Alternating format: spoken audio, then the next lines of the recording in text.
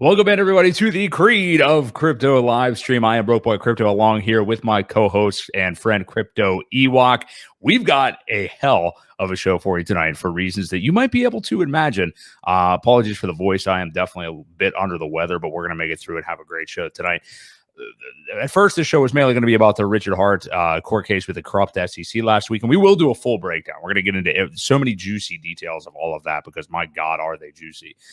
But not only that, Donald Trump becomes the 47th president of the United States last night. And I don't think you can call it anything other than a landslide. Dominant victory in every single way. Not only wins the Electoral College going away, wins the popular vote, the first time a Republican's done it in 20 years, I believe. They're winning the House. They're winning the Senate. Yeah, you couldn't really ask for a more clear-cut victory. He wins every single swing state, pure and utter dominance. 20 million votes that the Democrats had in 2020 did randomly not show up here in 2024. Yeah, right. Yeah, and we're going to get to many angles of it. I mean, of course, even if you're not somebody out there that is a huge fan of Trump or whatever, like, that's understandable. But I mean, this is obviously a crypto show, and what we're talking about, not even necessarily to be political or anything, but I mean, we're interested in who's going to have the best legislation for us, because our values are obviously self-sovereignty, freedom, all these things, and all the things that crypto can provide to somebody.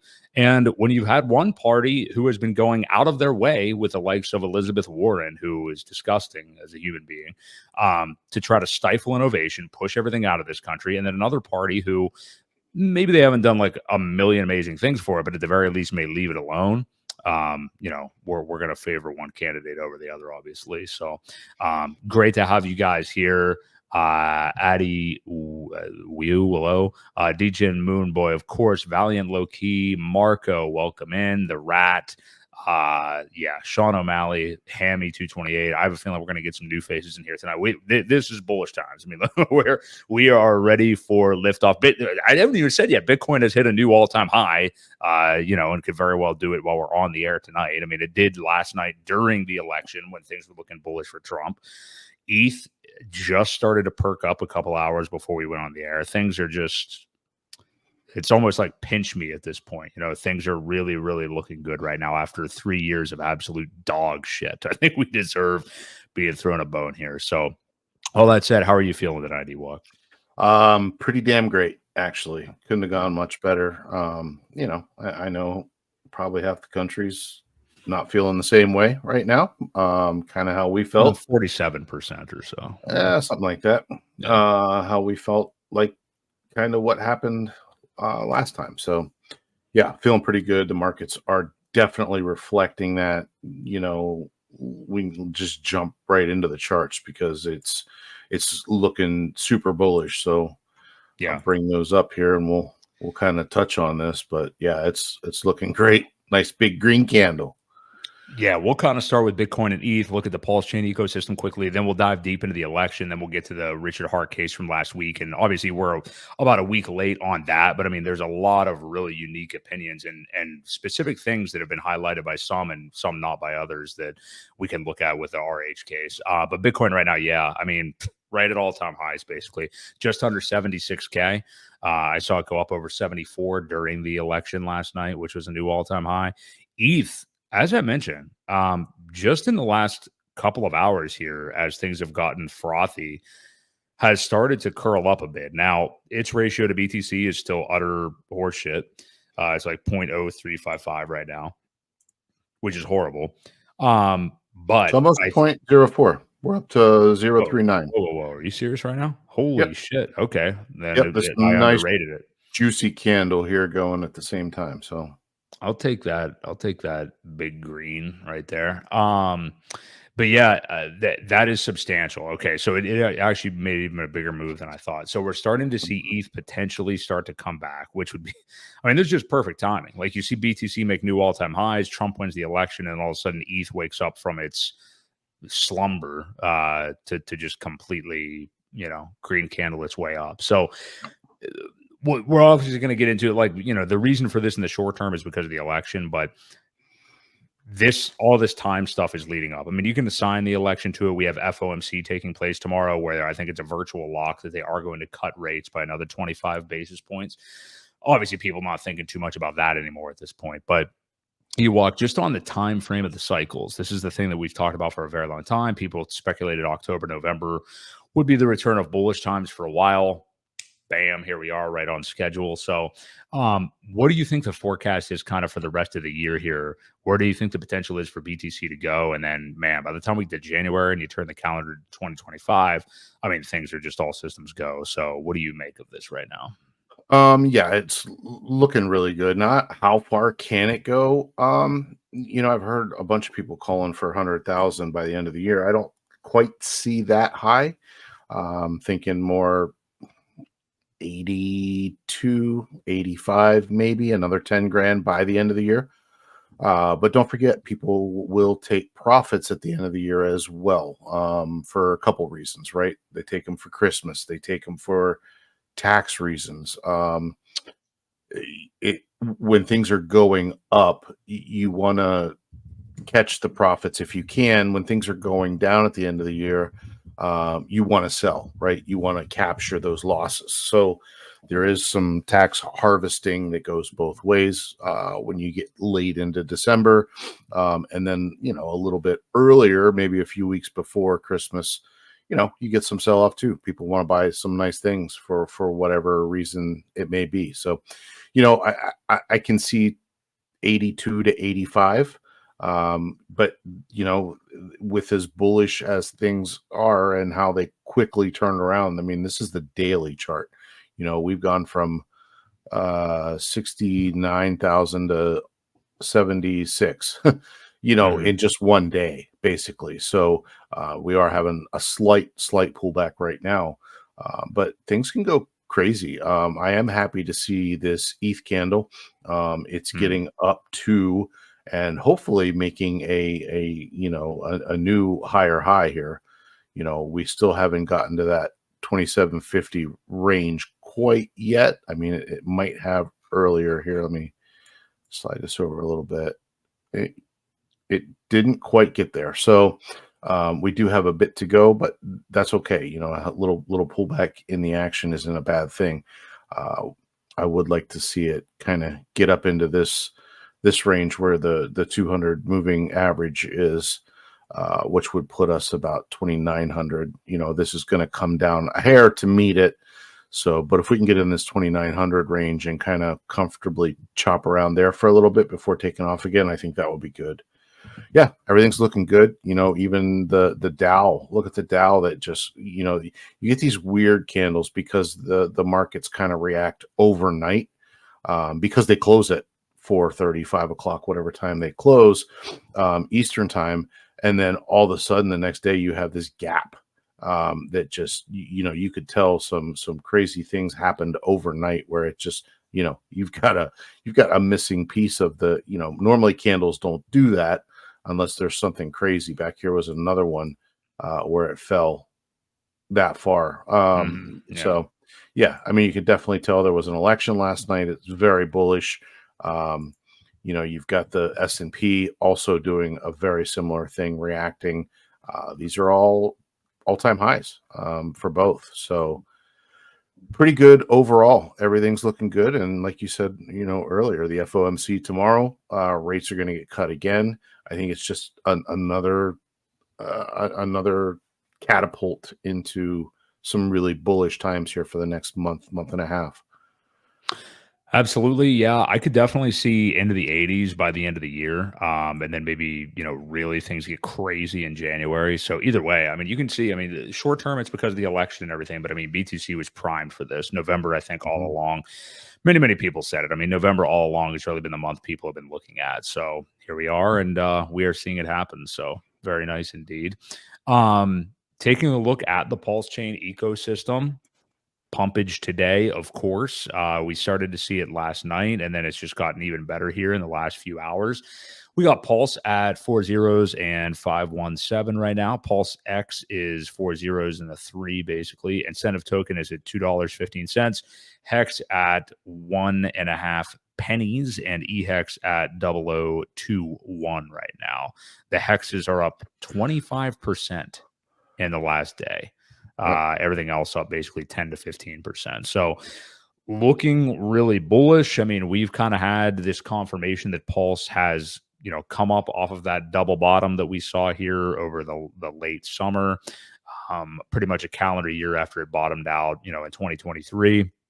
And yeah, starting to move back on up. And I mean, now, you got to think that we are going to leave those numbers in the dust at this point. I mean, not that we're going to go up only necessarily. And obviously today and the last 24 hours are going to be really nice. But I think we've left those low numbers in the dust, though. I don't think we're going to be returning to them at this point. So, yeah, what do you make of where we're at with this ecosystem right now? Well, I mean, let's talk about Hex. What happened on? Let's talk about Hex, baby. What happened on? I guess it was Sunday. I think it was Sunday. The sell-off. Almost $1 million USD sell that, I think the guy ate about $100,000 in slippage just by doing it in one transaction. I think it was 90 million, whatever it was, Hex that had sold. And it was crazy to watch that thing just get eaten up. I mean, so if we go back to the hourly candle, you can see let's go further, 15. It got eaten up so quickly. These are 15-minute candles, right? That's insane. I mean, so this was the buy, and then it just started to boom, boom, boom, buy up. I mean, that was within 15 minutes. It bought all the way back up from here, and then up to here, up to almost 1 cent. It had dropped down to 0.009. 9.4, and it within 15 minutes it was back up to 1.1 again. So crazy amount of support. People just looking for those, whether they were limit orders or people just paying attention and saw it happen and said, might be the last chance I get for a hell of a good deal on this price. And honestly, since then it has been it looks great. So yeah, very, very bullish for that. And whoever was defending the price or a group of however many people it was, but that did not last long. So just keep that in mind, man. There's people out there waiting to get good deals that are going to buy it up. If you don't want it, they are. So keep that in mind and, take advantage when you do see a dip, because these prices could be long gone after this cycle. 100%, and that's what we've been talking about for months now, really, is like as long as Pulse has been, and then we're talking about Hex, but as long as Pulse has been below SAC rate, everything's pretty much has been an auto buy. And right here, this last 24 hours, and again, we're not like out of the woods yet. It's not crazy or anything, but you can see how these things do turn on a dime at a price that you were wanting to buy at, or like maybe I'll be patient in DCA. You suddenly never see again, or may not have a chance at ever getting again, So I think it's best not to split hairs in those instances, Yeah.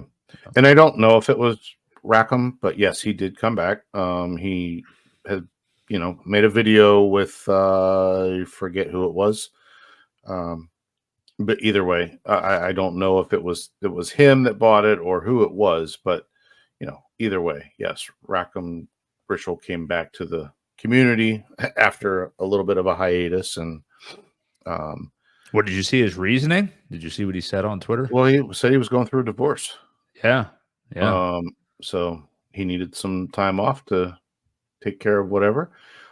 He also claims that he never dumped anything, which, I know there was a pool of people, a lot of people. There was $20 million of plus of buys that were put into the sacrifice address that came from him and his people. So, I know there were several entities that had big bags, whether, once it got split out, whether that's who sold or not, doesn't really matter. But he claims it wasn't him, that he's been holding the whole time. So there's really no way to prove otherwise. So got to give him the benefit of the doubt.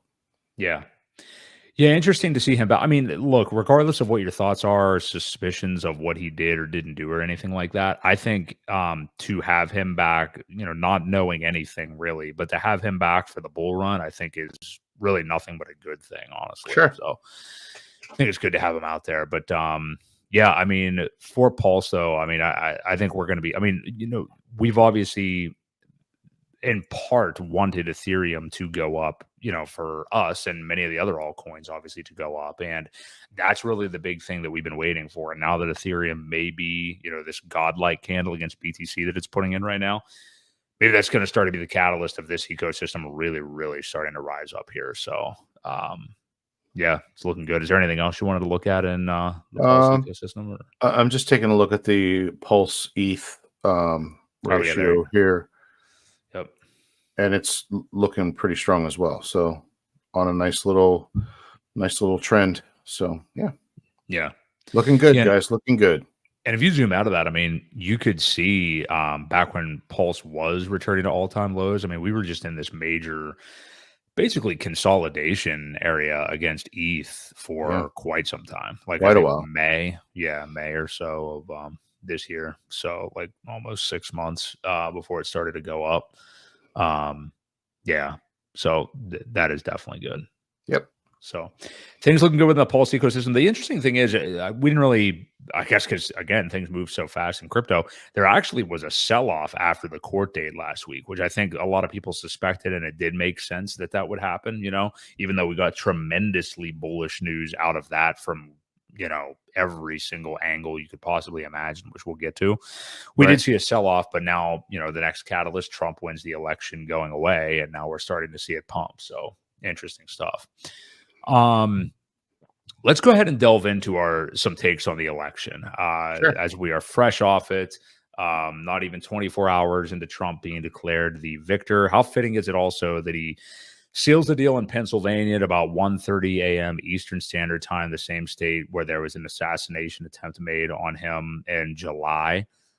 He comes back to Butler, PA, months later, just recently, and has a ridiculous turnout, and all these people are there. Just insane, like kind of storybook type thing there. So, I don't think neither one of us really had we were never like, oh, it's a lock, Trump's going to win it, whatever. I mean, I think we were somewhat confident, but you never know with these things because of what we've seen happen in the past. And as we zoom out here, I don't know if you feel this way, Ewok, but as we zoom out and look at 2020, I think it's becoming even more clear that that was an anomaly, that was a special election, and some things were clearly probably taken advantage of at that time. Yeah. And that's what had so many of us gun shy this time around. I mean, many people, you said it the other day, I know many other credible people were saying we're not going to know anything about these results till Friday and all this stuff. And it's well, that's what we were used to with the last election, but we didn't have the volume of mail-in voting this time. And as you've continued to lay out, Republicans were going over these things with a fine-tooth comb this time around after last time. So I guess first off, just give me your interpretation on the results. Because again, this wasn't just oh, Trump won the election. This is absolute, utter dominance in every way. It basically was 2016 2.0. I mean, it was basically the whole Hillary Clinton basket of deplorables thing. And then, Biden calling Trump supporters garbage the other day.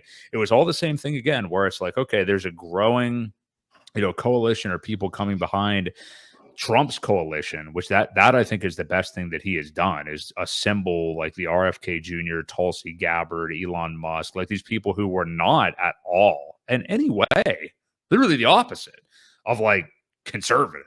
You know what I mean? And he's just formed this group behind him, which I think is so great because it's you're not really just electing Donald Trump. You're actually electing this group of great thought leaders and stuff. So I know I'm going all over the place, but this is a win going away, winning the Senate, winning the House, winning the popular vote, everything. So how surprised are you of this? And what is your kind of perspective as we're, a day out basically of the results here?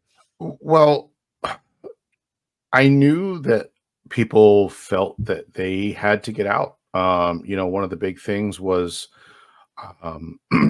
a very telling sign was Elon being on Rogan the day before election day, I Right. believe it was.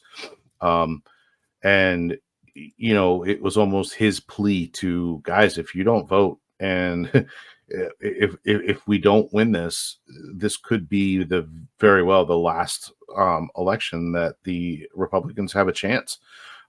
Only because of the migrant situation, where they were literally flying them into these cities and these states, and trying to get them certified, trying to get them to be able to vote.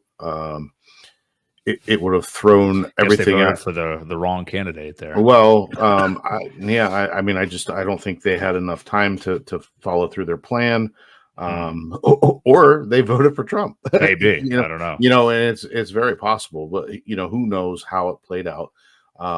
Again, you brought up the fact that the one thing that did surprise me is that we did have an answer last night, and I believe people were like, when they wanted to call it at a certain time or whatever, they're like, nope, keep going, we're here, let's do it, let's get it done with. And I think that pushed them to just finish it. And what was there, and there was no funny business going on at 3 a.m. with a truckload of all these things that showed up. You know what I mean? Like last time. So yeah, very surprised. It was called last night. Yeah, I could have seen it going into what we were used to from last time, at least a day or two, if not more. But everybody seemed to be on top of it. A lot of eyes, and I think that made a huge difference. That people were willing to stay, get it done, and do whatever it took. So, but yeah, I still feel that, like I said, the Elon podcast definitely had some benefit to it. I think his contest had something to do with it, where they were getting people registered. Just get registered and vote. It played out well. I mean, when you look at the numbers, Trump literally had a very similar number of total votes as he did in 2020. It was just that many more than where those other ones came from last time. So surprised to see the consistency of the Republican vote, right? We saw the chart. I know you and I were talking about it earlier today, and how that one anomaly in 2020 just came out of nowhere with all those extra ones. But it's crazy how they've stayed consistent throughout the years. And I don't know if it was around here, I felt like the numbers were low. I felt like people just didn't go out and vote. I was a very low number when I got there at noon, much lower than historic elections. I remember being in the thousands, at least over 1,000 anyway. And I was only 360 or 380 or something like that at noon. So I don't know if they came later or what happened, but this area that I live in is particularly blue, mostly. And it wasn't this time. It wasn't this time at all. So yeah, that's crazy. How about that? So yeah, a lot of things got flipped. I was surprised at that, as well as some of the areas that predominantly are blue didn't end up that way. Or at least we're much closer. Or at least very close. Like I forget the exact number, but for New York City, like Manhattan, he lost it, but I mean, he was the closest. It was the closest margin of victory ever, or in a very, very long time, for a Democrat to win it. Yeah. Well, and I think that has a lot to do with him going to the Bronx and doing those things and holding the rallies that he had and talking to the people. It all adds up, right? I mean. But yeah, very, very surprised by the way it played out, and couldn't be more happy. Obviously, you mentioned it at the beginning of the show, but he's definitely pro-Trump because of the crypto reasons. Mostly, I mean, there are many other reasons why I think we needed to clean some house. I do hope Elon does what he does with the efficiency thing. And gets rid of a lot of wasted spending that we have. How many? I forget. He listed how many departments? 413 different agencies Yeah. And most likely there's not anybody that can name them all and what they do. So Yeah. looking Yeah. forward to Basically, that. Looking forward to the whole Gary Gensler thing, which we probably need to talk about because I saw somebody mentioned it there you earlier. go. Viper. Yeah. Um, he can't fire him. I did look it up, and I will. I wanted to share this now while I'm thinking about it. Hmm. I'll share this real quick, and I'm just going to read through it, and then we can kind of move on past this because We have talked in the past, and I'll let you share it. But like, it's cool that Trump says some of the stuff that he says, like "I will fire Gary Gensler." Like he actually doesn't have the authority to do that, but that doesn't mean that by some other means he couldn't kind of be pushed out. So anyway, but because it says right here, Trump, who has promised to fire Gary Gensler on day one, would have the immediate authority to name a new acting SEC chair, which is essentially doing the same thing. However, if Gary wanted to be a hard ass or be a dick, whatever, he is appointed to his position until April of 2026. It was a 5-year position. Now, historically, these guys resign when the tides change. Like John Clayton left the SEC in December of 2020 ahead of the inauguration of Biden. So Clayton was who Trump had put in for his term. So even though they're 5-year terms, it seems they, leave right before inauguration so that the appointments can be made. But it does say that he would be able to name a new acting SEC chair from, and it has to be from the 5 commissioners that are already there. right. And presumably would name obviously one of the SEC Republican SEC commissioners as chair until he would, remove it and assign somebody else if it got to that point where he did stay through 2026. So that is he can't officially fire him, but he can appoint somebody new to that position. Gary would stay on as somebody that's in that, in that chair. Right. Or in the commissioners at least anyway. So, And it would stand to reason that it would be Hester. I always Pierce. forget. Yeah, Hester Pierce. Yeah, because Yep. she's kind of been the more so pro crypto member of that organization, and that would be cool to see. So it sounds like there are many ways Trump could get this done that aren't just flat out like fire Gary Gensler necessarily. So, and like you said too, like and Yellowtail in the chat said he'll resign. Right. Gensler, and I have no empathy whatsoever for him, but he hasn't exactly had a fun tenure. He's going out doing whatever he wants to do, but he's basically everybody's bitch. Whenever he has to speak in front of Congress, he is shaking in fear, literally. They're losing cases left and right with another one that we're going to be talking about tonight on the horizon. I don't think he's long for this world. And don't forget, even the Democrats, I don't know if and Kamala even specifically too, but like the Democrats were even they were getting fed up. Fed up with them. And don't forget he is buddy with Jamie Dimon and a lot of the guys over there in the banking sector. So he'll be just fine. I'm sure he'll have a job where he can kiss ass over there somewhere and do exactly what they want. That's exactly what he needs to do. Yeah. He's a yes man. Yeah. So he is. He's always been a yes man. And, I think he had some pressure though. I think he was put in that position and he did what they were wanting him to do. The whole Operation Choke Point thing was real. And, Elizabeth Warren and her cronies probably had some heat on him or some dirt, whatever, and said, you're going to do what we tell you to do. And that's how it went down. And that's usually how things play out. Right. So, very going to be very interesting to see what Trump does in regards to that. I had another angle of this election you brought up a great point. The Elon Musk interview thing on Rogan, I think cannot be understated how big of a deal that was. Like it was maybe kind of odd that it was released like on the eve of the election. So how fast could people go and watch it? But you and me talked about it.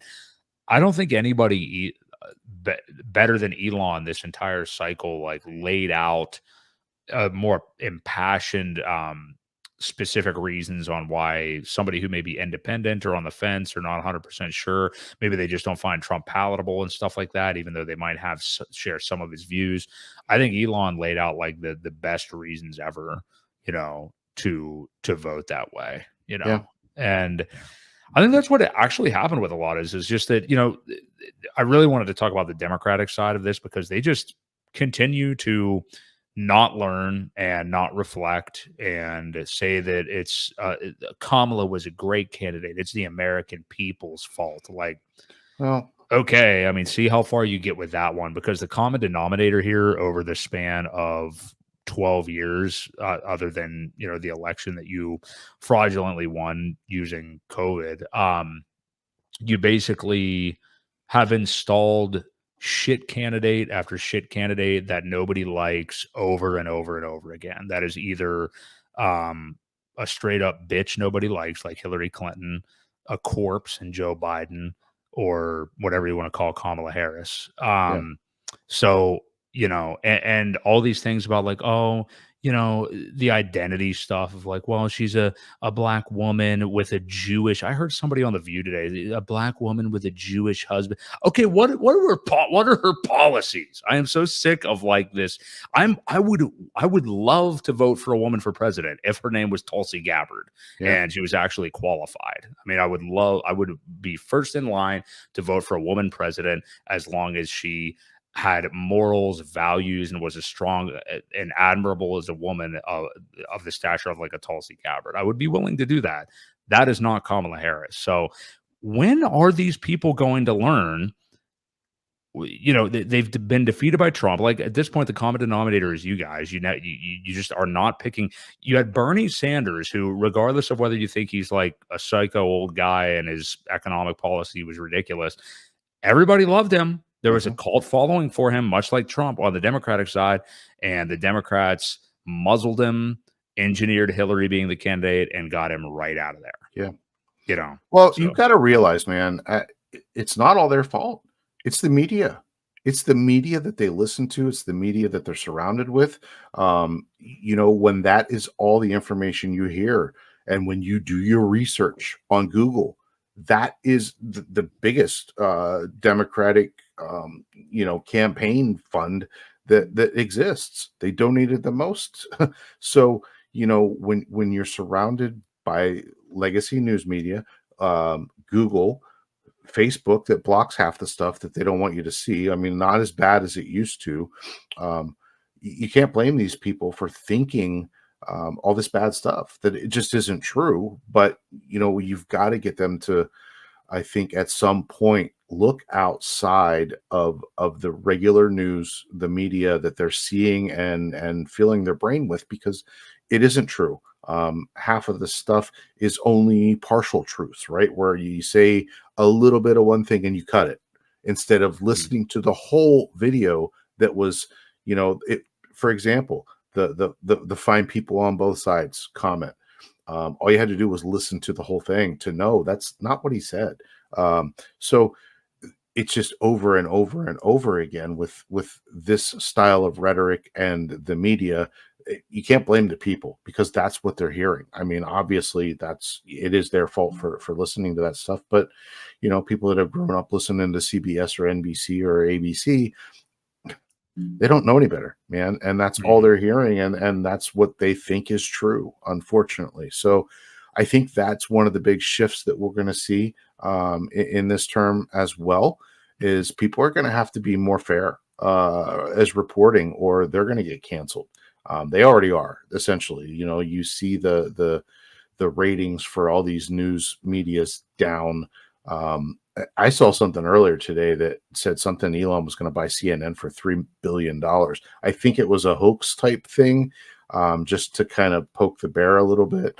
But it would literally take something like that for, and if it's Elon, nobody's going to watch. Those people are probably not going to watch because they're not going to believe it. But that's one of the major talking points that I think when you're trying to reach across to some of these people that you have to bring up, and you have to get them to look outside of their normal bubble to get their information from, because it's just a lot of it is just not factual. But again, that's all they hear. I did not. I remember him. I remember him. We could use him. Yeah, Right now, he was one of those guys, man. Yeah, exactly. He was one of those guys that did report and said, that's I forget what he said, something about, but that's what it is, or I forget how he said it. I kind of remember him. I was young. I was very, very young, but yes, I am old enough to know him.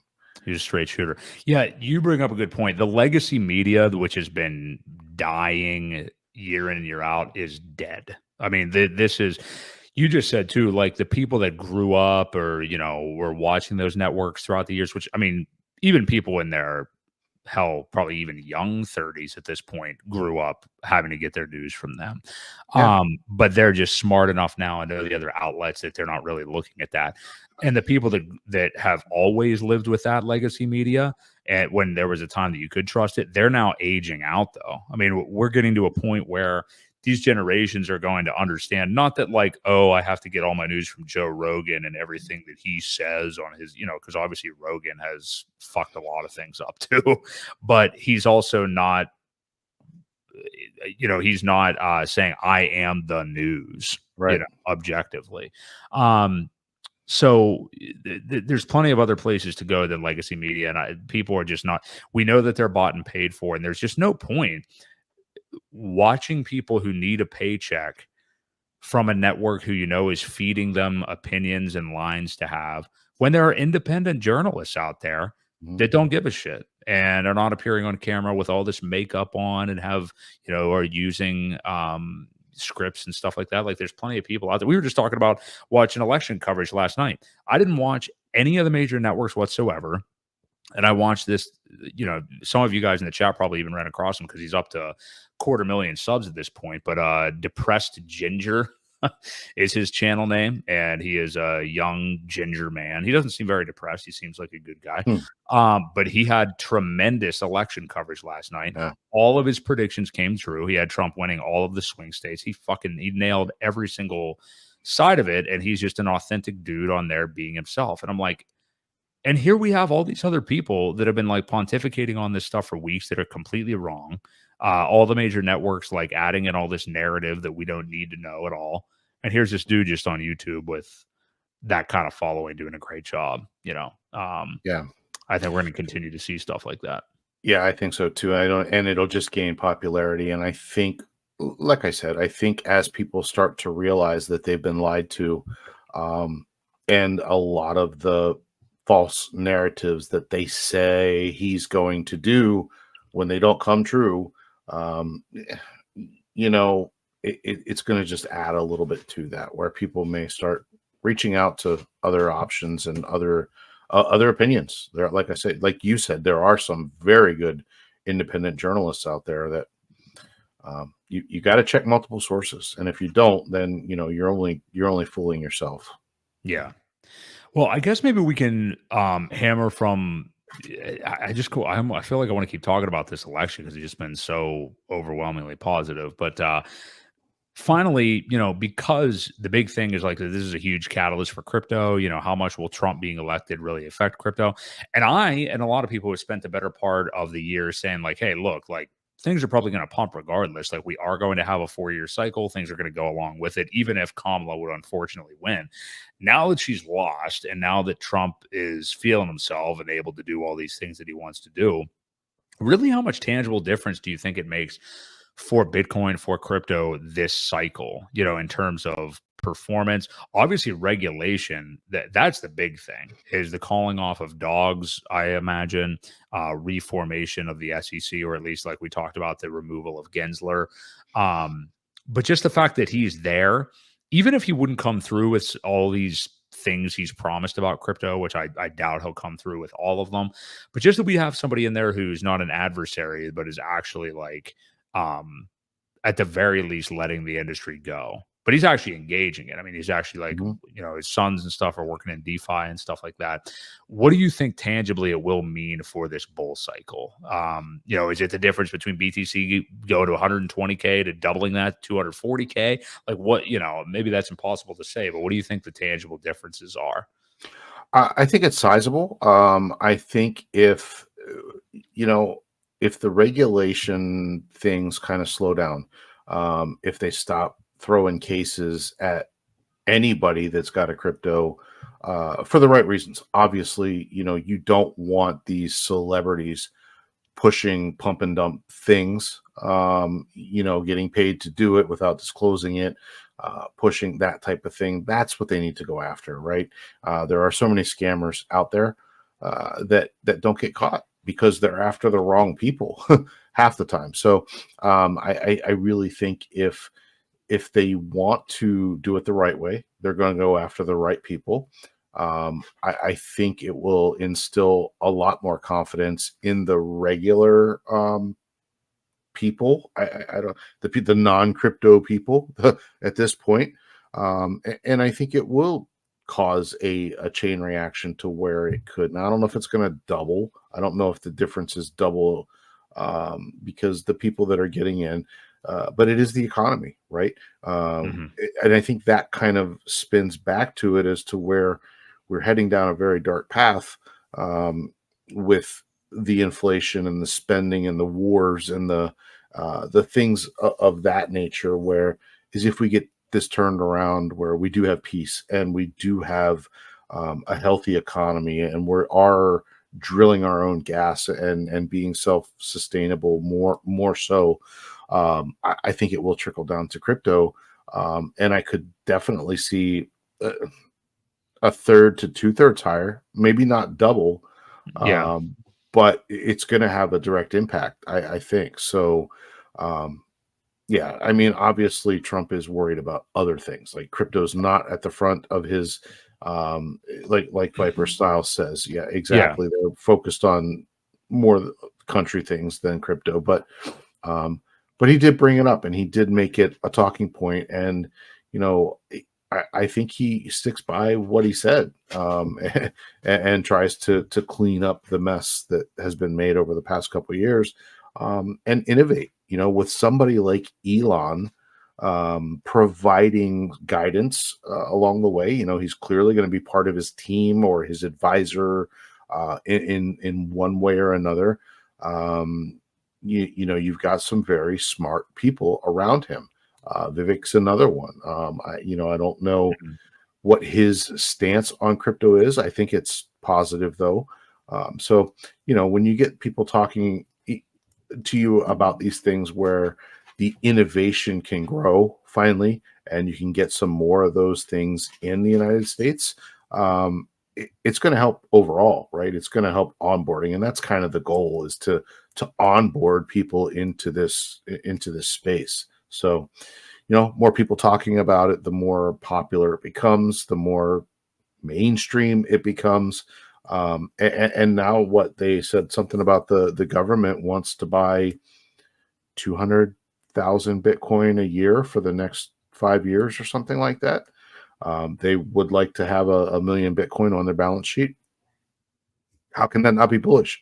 Yeah. Because that trickles down everywhere else. So yeah, it could, if they do that alone. I mean, 200,000 isn't a whole lot, but the more rare it gets, the definitely the more it's going to affect that price. Yeah. Yeah, it's bullish either way. And yeah, I think Viper, I forget who said it now, but that he has other things to worry about. That's definitely true. I mean, I think he's going to focus on, Ukraine, Russia, the multiple wars. He's going to be focusing on stuff like that. But at the very least, we're just happy that it's not an administration that actively wants to hurt crypto, which is what Right. we've been dealing with for the last 4 years. So, Right. Just yeah. polar opposite, essentially. Yeah, exactly. So that's good enough for me. So, did you have any other kind of final thoughts on the election or anything, Ewok? No, man, I think we've exhausted it, or Yeah, I think so. beat the dead horse, so to speak. Yeah, I think so too. But amazing, awesome. Still kind of can't believe it myself. We'll just see what kind of comes in here over the next few days. But very insane evening. So good stuff all around. If you guys are here and enjoying the stream, please do us a favor, smash the like. We appreciate you being here. Obviously, if you support real DeFi, support the Trump pump. Support us as well. We very much appreciate you guys being here. Look, we got to get into the RH case against the corrupt SEC, the motion to dismiss from last week. Again, over what we're spoiled with positive news lately, overwhelmingly positive last week. So on Thursday, Halloween, hundreds, well, actually, I don't know if hundreds ended up showing up. I think it was Not like 75, 85 showed up for the SEC and RH case. Courtroom allowed about 60, so they packed it in, and they actually had an overflow room as well. So again, Nuclear Herbs, the Pulse Chain attorney, not that and I don't mean he's an official one, just the guy within our community that people follow, obviously. But he was there and he talked about, like, look, these judges aren't going to see anybody in a courtroom at a motion to dismiss hearing. So the fact that this is packed to the gills and needing another room is has a huge effect basically for her. I'm just kind of going through my notes here and then we'll really hit everything hard. But as far as like the turnout, first of all, how amazing is that, Ewok, that everybody did come through? Obviously, RG3 had already planned out the Pulse tour to be there as well. And then the next day they had a stoppage there and did the Pulse tour and everything like that. We saw pictures, everybody dressed nice and stuff. Everybody was streaming from outside, Crypto Coffee, SJ. I saw a lot of people streaming from outside. Yeah. They also, I saw like signs like anti-Gensler and anti-SEC signs and pro Richard Hart signs they were outside with. But what did it just say to you first off that like this many people did show up, like just how crazy it was that all these people showed up to show the judge that, like, yeah, do you think that we were scammed? Because look how many people are actually here for this thing. First off. No, it was pretty awesome. Now, I do believe that originally there were supposed to be over 200. And that was apparently before the date change and everything got pushed back to happen on Halloween. But still, for being Halloween, it was a great turnout. One of the things that I was kind of disappointed, but totally understood why it happened, and we brought this up on the show last week, was the fact that some of the lawyers had said, they would do something after the case, obviously, but they chose to keep it separate, which might have been, the right decision, the better decision. It does suck that it didn't happen because there was discussion of it originally, but they didn't meet with them, but they did get to talk to them after the case, right? They did stick around a little bit to talk to some people after the case. And, I believe Nuclear Herbs actually talked to him for a little while and they knew who he was. I thought that was pretty cool, where they knew who he was and they knew a couple other of the Hexagons too. So they're following along, man. They're paying attention. And that goes a very long way. But yeah, it was just awesome. The turnout, the mood, everybody was in really good spirits. I know the DGen Roundtable guys ordered, I forget how many, 15, 20 pizzas. And they kind of chilled in the park there for lunch. And just, it was cool. It was cool for people to hang out, talk to each other. And just the camaraderie alone. So, it was pretty awesome. And it went rather well, which I'm sure we're going to get into all of that too. Yeah, so first off, just the fact that so many people showed up, fantastic, and definitely clearly had an impact on the judge. The biggest home run I think that we got out of this, that we really hit unknowingly, is just how great Judge Amon was. She was ridiculously prepared for this, which, you expect of a judge. But I think with a case like this, some people with crypto, and especially something as DeFi as Pulse Chain and stuff like that, you don't know how well they're going to be versed in this. And you hope that you don't get somebody who's totally ignorant and is just like, well, I only just listen to what the SEC has to say. I mean, to me, that wouldn't be a judge doing their job whatsoever. Right. But either way, she showed up unbelievably prepared, knew exactly what she was talking about, knew what questions to ask good questions. She was really, outside of obviously RH's representation and his attorneys, she was the major boon for us here. She did fantastic. She grilled the SEC multiple times, and of course asked appropriate questions to RH's attorneys as well, which I think that they handled far, far better than the SEC attorneys did. Let me see the best way to go. Let's first, just as a summary, bring up Nuclear Herb's summary tweet, and I will read through that, and then we'll go. We got part of the transcript that is absolutely an utter embarrassment for the SEC that we have to read you guys here in a minute. But okay, this comes from Nuclear Herb. This was his kind of quick and dirty thoughts after the whole thing. So number one, he says Richard's team is fucking stellar. So I think we knew that. The judge was very prepared and asked a lot of pointed questions that she obviously needed direct answers to in order to make her decision. Richard's team in general gave more specific and definitive answers to the judge's questions. The SEC had trouble clearing the hurdle of proving domestic securities transactions. This is big. That alone could end the case. When the judge asks you, where does the blockchain live, which is what we put on the thumbnail for tonight, and you can't answer, that's a problem. And man, I told you the other day, what a memeable quote by her. Where does the blockchain live? I love it.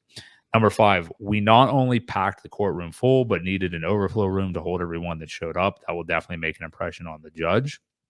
6, did I mention that Richard's team is gangster? Holy fuck, these guys are good. Michael Liftick and David Kirk argued today. I'm just glad I never have to go up against these guys. 7, expect 60-ish days for a decision. Could be denied entirely, granted in part, or granted in full. I don't make predictions, but I do like how the hearing went. Number 8, Matty Allen and I just did a space. We discussed a lot of the details about what happened. Blah, blah. Then that space was fantastic. I listened to that on that day right after the hearing. It was great. Yeah. So kind of just some thoughts from Nuclear Herbs. And I also jotted down more of what his thoughts were from listening to that space as well. Let me see here. I'm just trying to see what he didn't cover in that. The SEC, or excuse me, Richard's attorneys, I think it was Liftick, pointed out multiple times that he felt that the SEC was in real time trying to amend their complaint in the courtroom, which is what we're going to get to a bit here with the bookmark, the other bookmark we have. The biggest of all is that the SEC had trouble proving jurisdiction. The judge again asked, where does the blockchain live? And they had no answer. SEC tried to get everyone in the room. Oh, this was a great moment. Nuclear Herbs mentioned this. At one point, the SEC tried to get everyone in the room to raise their hand to show, like, well, what if we get a raise of hands in here and see how many of these investors are from the U.S.? And the judge said, no, I don't think that's necessary. Now, it's a ridiculous way to try to prove a point and wouldn't prove their point anyway. But Nuclear Herbs actually said, in a way, I almost wish they would have followed through with it. Yeah. Because you'd have seen that there were people from multiple countries there, actually. And I believe there were, 8 countries represented? I think 10. I think it was more. Maybe 10? Yeah. Okay. Crazy. Yeah. Thank you, Tommy, for the super chat. 1999 super chat from Tommy. Appreciate it. Appreciate it, Tommy. No comment, just a super chat. Well, appreciate you being here, man. Appreciate you. Let's see. Raise their hand. The judge also said that, so many times the SEC kept going in on, well, he raised this money and then he's off buying a diamond and buying these cars and buying Gucci, whatever the hell. And the judge said that, is he not entitled to do whatever he wants with the funds after receiving them? Can he do what he wants? It's his money now. He delivered a product. They keep acting as if he didn't deliver a product or as if there wasn't one made. Yeah, and that was the first thing that she said. He did what he said he was going to do. He delivered the product. So where's the problem? Yeah. What, the price is down? Like there's nothing to really say. Now that's kind of the good meaty stuff from in the courtroom in terms of like next steps and everything. So Herbs also said, he said there will not be a trial here. So any kind of fear of like some lengthy back and forth trial is not going to happen. It'll be a summary decision regardless. The longest this could take, he speculated, would be into Q3 of 2025. Even if none of the motion to dismisses are granted, partial motion to dismiss could be granted, or all. Odds seem to be up to at least. I know he's not giving what he thinks the chances are, but he went from saying that I have heard him say this before, that he thought it would be about a 30% chance of this motion to dismiss going over, as compared to like a normal 10% chance for most of these. But I mean, I heard him basically call this like a toss up at this point. Yeah. So that would imply to me at the very least 50-50, if not 50. if not better. Yeah, partial or fully dismissed could both happen. Herb said, 60-ish days for a decision. So that would basically put us at like New Year's Eve at this point. So we're probably looking into the new year. But it depends. It'll depend on if she wants to get stuff out and done like that week before Christmas break for everybody, or you just wait till the new year after that. So yeah, what do you make about that? So I mean, we have all these angles here of like partial dismissal, full dismissal, continuing on, and we'll just get a summary at some point. What do you ultimately think after all? I mean, again, this is all like extremely bullish. It went very, very well. What is your gut telling you will happen in terms of her decision and next steps, and what kind of time frame? I think honestly that we get a partial dismissal. I don't think it will be a full dismissal. I think there's going to be some issues that she just throws out and says, we're not even going there. This is not what you're arguing. She's basically defended several of the arguments already. And like you said, it was almost like they were trying to change it on the fly, because they realized some of their talking points after the arguments back and forth. They realized how weak they really were. I think the first thing is the jurisdiction. Obviously, that's the main argument, because if you don't have that, you can't have anything else, right? Right. Something tells me that it's not going to be a full dismissal. I really hope it is. And these guys keep bringing up Finland. When you hear go through the whole document and the whole transcript of it, they mention Finland a couple times. I also heard somebody else talking about something going on in Finland as well.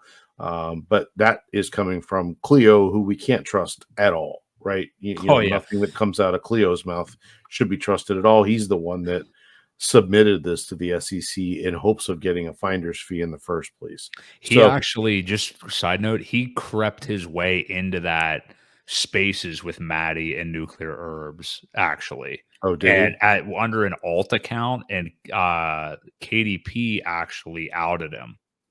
She went in and interrupted him at one point and said, guys, this is Cleo, just FYI.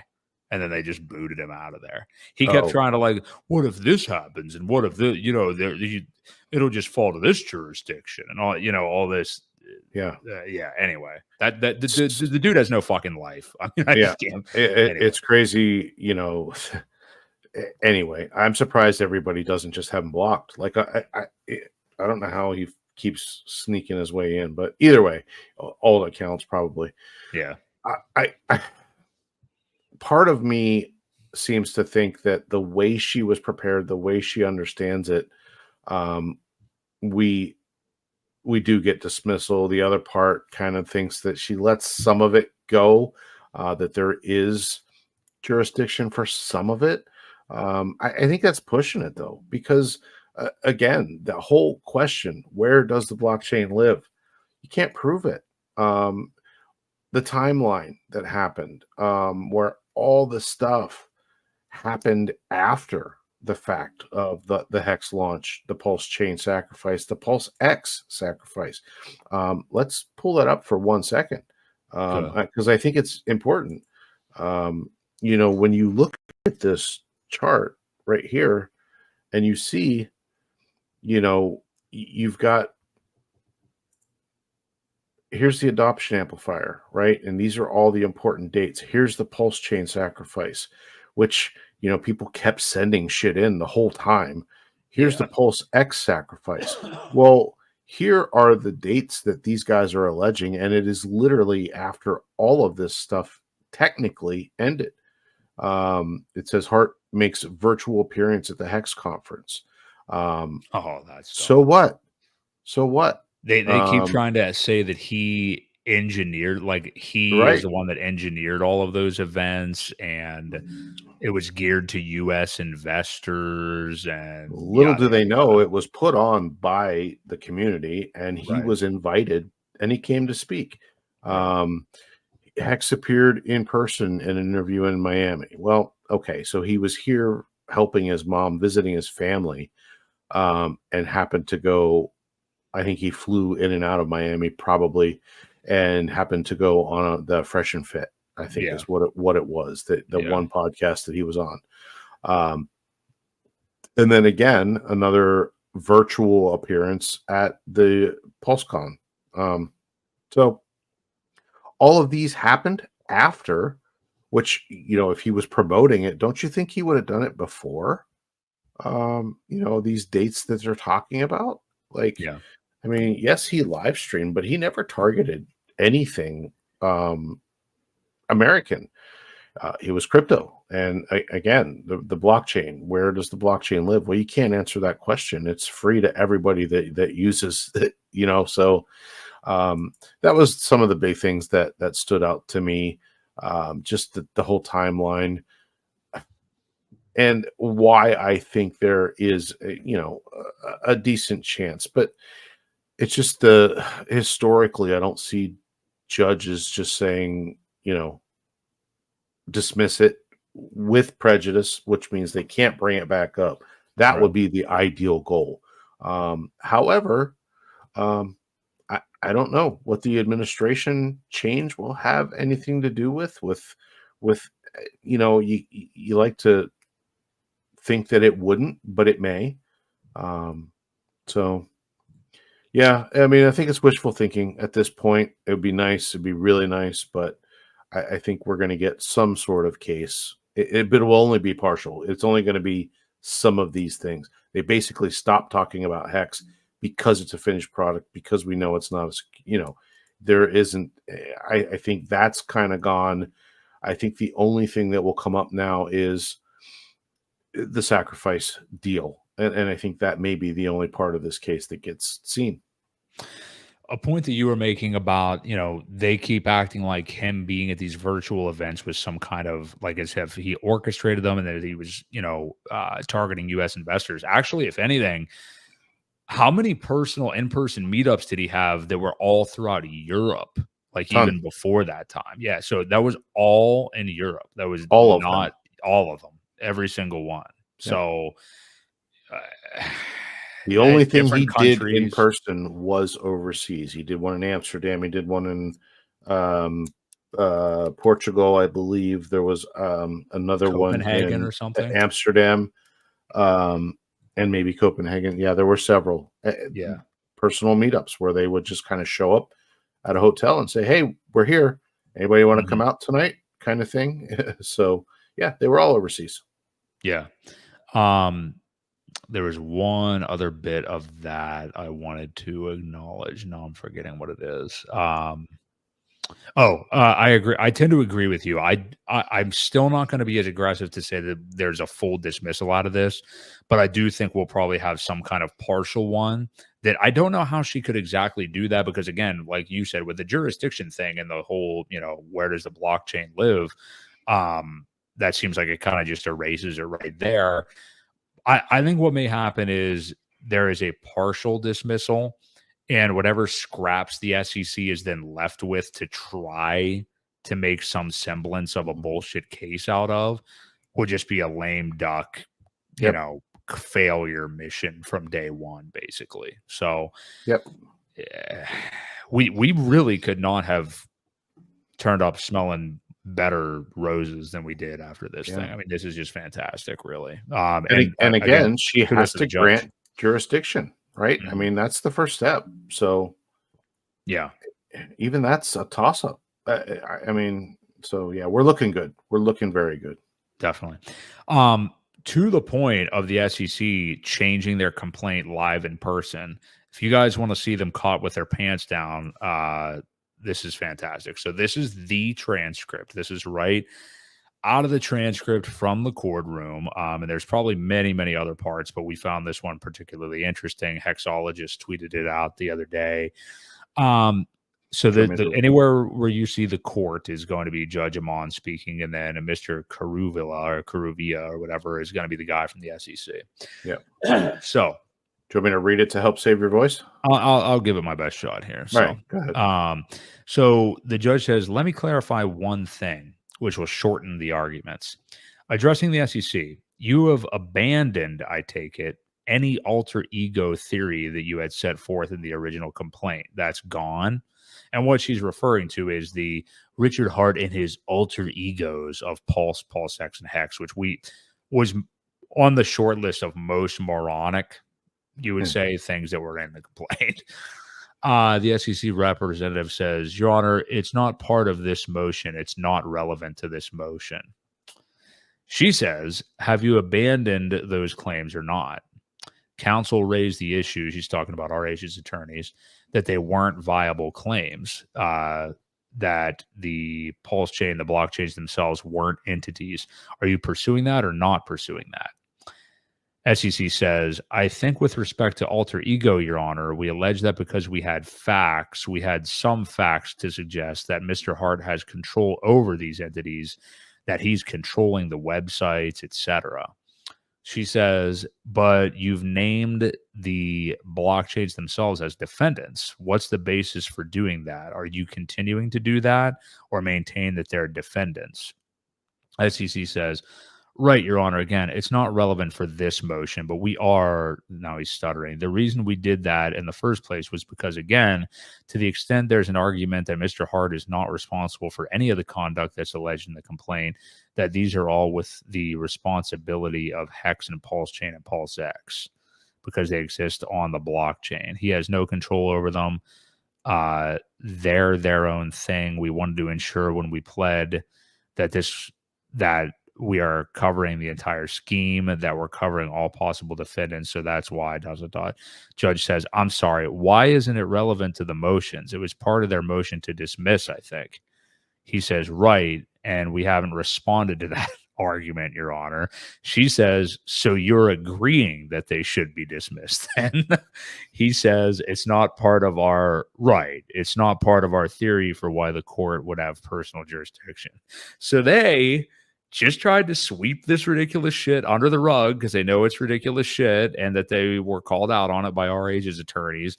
And she basically uses like the Socratic method or whatever you want to say to get them into admitting that they fucked this up entirely, basically. So insane. Yeah. What do you make of that exchange?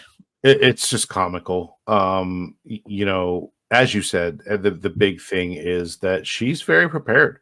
She understood this. She read it very thoroughly, did her homework, knew that they had left it out, and it just goes to them kind of flying by the seat of their pants as to what part of this is she going to pick up on and kind of run with, and what part not. Again, the things that I remember Nuclear saying at one point, you have to be very careful about what you put in your original complaint because you can't add to it after that. Right. You can't even really edit it. You shouldn't edit it. You can drop things. And that's kind of what she's asking them right here is you're not even talking about this part of the complaint. Are you getting rid of it? So, she, again, just very prepared, very on top of it and giving these guys a hard time, which they deserve because they weren't prepared. Again, this is a throw it at the wall, see what sticks kind of thing. And she's not having it. It's pretty clear that she's not having it. So I love it. I love the response. I love the fact that that's pretty much all gone, right? I mean, according to them, they're saying, right, we haven't responded, and it's not part of our theory. So again, this all goes back to jurisdiction, and I think that's what we're arguing right now. It's not all the other stuff.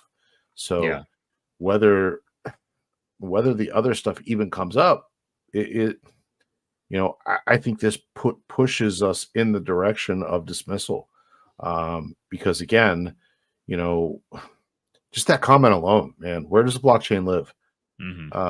It makes me think that she's really considering it. There's no target here. There's really nothing that we should be doing about it. So yeah. The more I talk about it myself, the more I'm kind of pumping myself up to the the dismissal side. But you've got to be cautiously optimistic about it. But I think it's great. Well, we're on a hell of a run of bullish news, so that would be quite the insane bullishness if we got that as a Christmas present. And I do want to bring one thing up. I told you I was going to mention this. We kind of read through this little snippet here, but and I brought these guys up earlier too because they were at the thing. But DGen Roundtable on their channel. It was the two of those guys and SJ. They all did a read through of the entire transcript. So SJ was the judge. She read the judge part. One guy read the Richards lawyers, and the other guy read the SEC lawyers. So pretty cool if you just want to watch and listen to it rather than read through the whole thing. It is kind of, obviously it's lawyer talk. And if you don't enjoy reading, but listening, check it out because it was pretty cool to hear some of the things that were said as it played out. I didn't catch the whole thing. I caught most of the later part of it. But it was, I was working and doing other stuff while I was listening to it. So it was kind of neat to hear how it played out and the exact transcript of it. So go ahead and check that out on DGen Roundtable's channel. Definitely an awesome idea to do that. But I am with you. I mean, the thing with judges, and I know even from my own experience, is like it can really seem, and I'm not saying that she's going to do a 180 over how the vibes were from her. I don't mean that.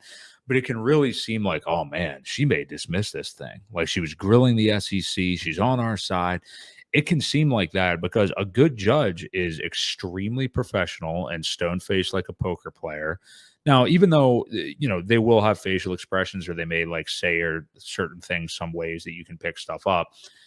At the end of the day, you don't know what they're going home and thinking. And not only that, she has all this time to reflect. So what happens in the courtroom is one thing over the course of an hour or two. She has a lot of time to reflect. And she, while it may seem like, wow, I mean, it seems like she wants to dismiss this thing.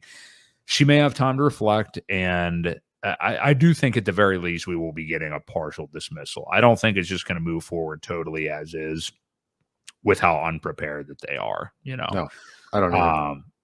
And even if it did, she's extremely skeptical of the SEC here. You can tell. So, well, I think we're sitting pretty no matter what. And again, this is something I've kind of said a lot for a long time. I think other people have too, is like, we shouldn't really be taking the SEC that seriously. I know we're sitting here dedicating a whole segment to this tonight because it is something that happened to our ecosystem. But I mean, if you people just don't take them seriously anymore. They're losing every single crypto lawsuit. I mean, people just, and now again, this Trump victory, it's not going to hurt the price of this ecosystem. This is more so a badge to wear if we beat these fuckers. Yep. That's exactly what it is. It will maybe help some of the gatekeeping stop. It will be a badge of honor where we can say, listen, we faced the SEC and won. What more do you want? Flawless operation for what in less than a month. It will be 5 years. I mean, what more do we have to go through for you guys to stop saying scam? Win the SEC case, flawless operation for 5 years. Yes, the price is down, but everything's down. So, that's exactly what it is. It is a badge of honor. It is something that we can, move forward and say, you guys gotta allow us on something exchange wise or whatever it may be, or just stop with the scam. So yeah, I think that's more important than anything. But you're right; they can't hurt us. They can't stop it. Nothing can stop that contract from running. Right? Right, exactly. Great It's man once said that. a Yeah. great man once said that. Yeah. Yeah. Well, great stuff all around. Yeah, I couldn't be more thrilled with everything that we got out of that. And most of all, again, this community showing out for Richard, showing out for the ecosystem and stuff like that, I think was just fantastic. And I'm sure left quite an impression. And who knows how much she's thinking about that as she makes her decision too. Yeah. So that's great too. Good stuff.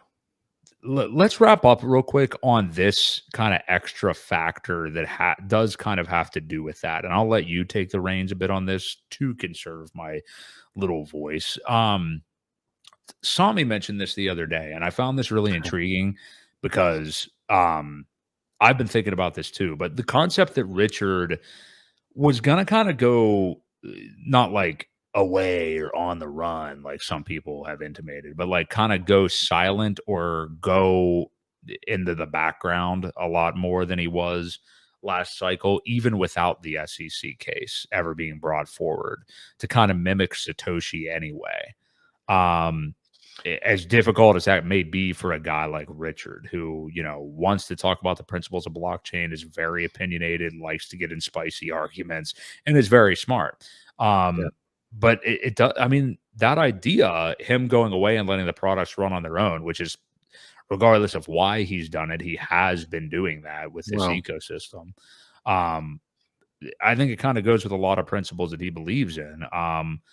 Do you think, I will get your thoughts on that, but will he ever really come back, do you think, in whatever you would call full force streaming again, like after this case is over, when, and what might that look like? But yeah, what are your thoughts on all that? Hell yes. Knowing Richard for as long as I've listened to him, I mean, I don't know him personally, but I've listened to every word he said in almost every one of his videos. I don't think I've not seen any of them. As many times as he knocks Satoshi for doing exactly that. That's the big thing. He always says, I'm here doing more than Satoshi's doing. And I don't even like Bitcoin, but I'm here protecting your shit. You know what I mean? That's number one. Number two, he's very prideful. He wants people to do well. He wants people to succeed. He wants to make 1 million millionaires. He said it. He would love nothing more than to make a group of people so successful that they've got nothing better to do than spend their money on longevity research, because that's one of the things that's passionate to him. What better way to do it, right, than to create a bunch of wealthy people? What's that? I love me some me. Yeah. He does. And he's very smart. So no, I don't think he will. Maybe one day, way down the road, whenever those type of things have happened. But if this case gets dismissed, I'm willing to bet that within 2 days you're seeing a live stream from him. Yeah. I think he probably would have to wrap things up with his lawyers and get the final okay to go ahead and do things, because we all know that's why he's silent. Man, they said, don't do anything. We are in a very good place. Just don't. It's not worth saying a whoopsie and getting caught. You know what I mean? For something that you either A, didn't mean, or A, didn't say, that was interpreted the wrong way. A or A, whatever. A or B. There's, I just think there's way too much risk involved. And I do think once this is over, once it's, and even if there is a case, once that's over, I think he's back. He's not the type to just sit back and let things happen. He wants to tell people how great his product is. Simple. We all know Hex is great for what it is and what it does, and people still don't understand it. So, he needs to shout it from the rooftop. We need to shout it from the rooftops as well. But coming from him with the, several 100,000 followers, he hits a lot more people. So yeah, I don't think he ever goes away. I mean, not for a long time anyway. I'm with you. Do you think though, maybe because I think you kind of agree with me on this, like his plan all along, like he likes to kind of drain the swamp, so to speak, as far as like if people are going to sell, get them out of here, Yeah, So I think he does kind of proactively, um, whether it's just him not being around or whatever it is he has to do or not do to get people disinterested to get them to sell, yeah, that we're going to eventually anyway. I yeah. mean, you do think he strategically uses that though, don't you? Because Sure, sure. he seems to like that idea, and I think it's Yeah. the best idea.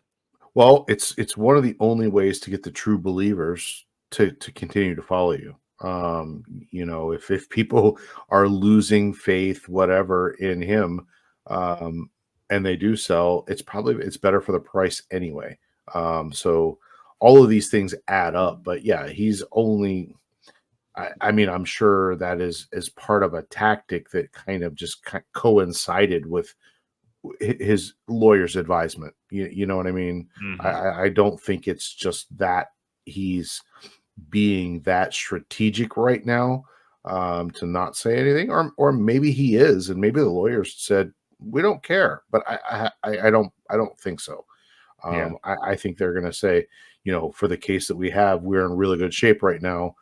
Don't F it up. You know what I yeah, mean? By yeah. whether it's by mistake or not, just it's not worth it. So yeah, I mean, yes, definitely probably a strategic play as well.